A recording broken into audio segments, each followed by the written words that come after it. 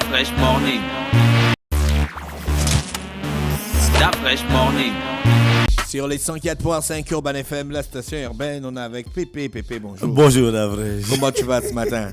Oh, ça va toujours. Tu as passé un bon week-end? Oui, c'était super. Tu as joué au foot? Non, j'étais le plutôt... collectif des vieux poumons. Non, j'étais plutôt parrain de baptême d'un enfant. Ah bon, il fallait que... Donc tu étais à Bien l'église, sûr. hein? Oui. Toi, tu es baptisé. Mais Toi-même, pour que tu tu es sois baptisé. parrain, il faut que tu sois Tu baptisé. es premier communié. Bien Tu as sûr. mangé la Tu as communion. la confirmation. Bien sûr. On cache le Tu goût n'as de pas la communion. Comment on cache ça? C'est du pain. D'après, Tu vas voir que- écoute bien la question. Tu n'as pas l'absolution. Pépé, pourquoi on cache le goût de la communion? Quand on était petit, on disait, il faut pas dire. Oh. Ah, peut-être que nous-mêmes, on se faisait des films. Sinon, est-ce qu'il y a écrit quelque part que non, il ne faut pas dire le goût de la communion? Mais c'est pas du pain. C'est quoi? C'est le sang de Jésus, le corps de C'est Jésus. le corps de Jésus. Oui, c'est l'essence, c'est le corps du Donc Jésus. tu es parti là-bas. Tu viens de dire que c'est le pain. Donc tu manges la chair Donc tu humaine. manges la chair humaine. Tu es, Merci. tu es anthropophage. Merci. Merci. Profago. Je n'ai pas envie d'aller là-bas. Tu es adepte de l'anthropophagie. Pépé, Donc, toi, tu n'as pas pris la première communion, non? Hein? Toi, tu n'as jamais pris la Bien première sûr. Ben, alors, tu es aussi un anthropophage. Non. À quoi? Non, moi, c'était pas le pain, c'était le corps du Christ. Quoi, un anthropophage, c'est quelqu'un qui mange le pain. Non, là, c'est spirituel. Là, c'est spirituel. Tu vois, nous, on a mangé ça spirituel. Bébé, lui, allait manger avec le corps humain. Ah bon, hein? Ah, tu as bien vu ça. Ça, c'est sûr. Ça, c'est de la bouche.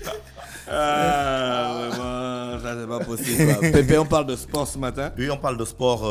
On sait que l'affaire Kanga Gaylor a évolué. On va en parler rapidement. Mais avant, on va parler quand même un peu de handball et l'Assemblée générale ordinaire qui s'est tenue le week-end. Parce qu'il y a l'Assemblée générale ordinaire prépare l'Assemblée élective qui va avoir lieu le 8 mai prochain. La présidente Alida Binyumba a décidé de ne pas se représenter et donc Mais il y a de la démocratie dans le sport. Hein. ça commence à aller. Hein? Ah, ouais, ça commence à aller. Ça commence à aller. Ah, personne n'est indispensable. Voilà, donc elle a présenté son bilan. Son bilan a été, on va dire quoi, rejeté sur les 6 clubs présents. Le bilan moral a été 5 voix contre 1 et sur le plan financier 4 voix contre 2. Donc elle a fini de présenter. Puis elle va préparer les élections pour le passage de témoins pour le 8 mai prochain. Donc voilà, elle a fait un peu plus de 4 ans. C'était prévu pour 4 ans. Malheureusement, il n'y a pas eu, avec tout ce qu'on a connu, le handball, les 2 premières saisons, il y a eu quand même le championnat, mais ensuite, il n'y a plus jamais eu de championnat national. Or, la LINEF, elle est présidente de la LINEF. Ça s'occupait uniquement du championnat national, un peu le pendant de la LINAF en football. Donc on avait créé la LINEF chez les handballeurs et la LINAB chez les basketteurs. Donc la LINEF s'occupait uniquement du handball, de l'élite, le championnat national de handball élite. Et donc on sait que depuis plusieurs années, il n'y a plus de championnat. Donc elle a décidé de passer la main. Le 8 mai prochain, il y aura élection au niveau de la Ligue nationale, élite et professionnelle de handball. Il y a eu également du basket. Et là, on avait reçu le directeur technique national ici. Et ils ont donc organisé une conférence de presse pour confirmer certains projets dont il avait parlé ici, notamment le fait de participer aux éliminatoires de l'Afro-Basket dans les catégories U16 pour les filles et les garçons et dans les catégories seniors dames. Donc c'était l'objectif de la conférence de presse, c'était donc de dire aux gens que malgré le Covid, il y aura une certaine organisation, il y aura des catégories qui seront lancées et dont le Gabon sera représenté à ce niveau. Et on vient en football avec l'affaire, si on peut appeler ça comme ça, l'affaire Kanga Gaylor qui a évolué. On parlait depuis plusieurs jours déjà de cela sans qu'il y ait de manière officielle une saisine de la CAF envers la Fédération gabonaise de football. Là, ça s'est produit. La CAF a donc saisi la Fédération gabonaise de football, leur demandant de réunir on va dire quoi, de réagir par rapport à ce que les reproches de de la Fédération congolaise de football, dont la FEGAFOOT a réagi de suite, a écrit donc à la CAF avec des arguments, avec la présentation du joueur, depuis quand il joue au haut niveau, avec qui il a déjà joué et dans quelles conditions il a joué. Donc si on peut rappeler ici que Kanga Guelor a joué 2 Coupes d'Afrique des clubs, dont à ce titre il est enregistré au niveau de la CAF. Il a joué il a été présélectionné pour les Jeux Olympiques. C'était en 2012, je crois, oui, 2012. Donc il a été présélectionné. De ça aussi, à ce niveau-là, on peut aussi dire qu'il a été enregistré au niveau du Comité international olympique.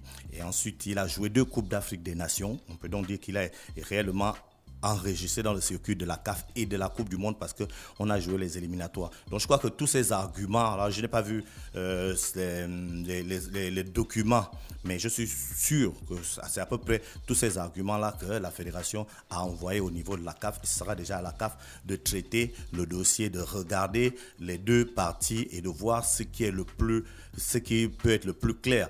Du côté de la fédération, lorsqu'on discute un peu avec les responsables là-bas, ils sont sereins parce que leur dossier est en béton. Comme un Gabonais dans son pays. Comme un Gabonais dans son pays, oui. Ils sont sereins, il n'y a pas de quoi s'enflammer. Il y a eu beaucoup de bruit autour d'une situation. Parce qu'il faut rappeler ici que le match s'est joué, on va dire le 29 avril. Et le 29 mars, pardon. Aussi, Pépé. Le match s'est joué le 29 mars. 15 jours après, c'est la Fédération congolaise a saisi la CAF. Donc on va dire 2 semaines, ils ont saisi la CAF 2 semaines après le match. Maintenant la CAF vient saisir la FEGAFOOT 2 semaines encore après. Moi, j'ai envie de croire que peut-être que la CAF avait même déjà mis le document de côté. Et puis, c'est tout le bruit entre griffes qui a été fait autour qui fait en sorte qu'ils se sentent quelque peu obligés de refaire sortir ça. Parce que sinon, comment expliquer que vous recevez un document où il y a certaines accusations sur une fédération et puis vous ne transmettez pas? C'est que pour vous, peut-être le document est vide, les arguments sont peut-être que c'est assez léger et vous n'avez pas trouvé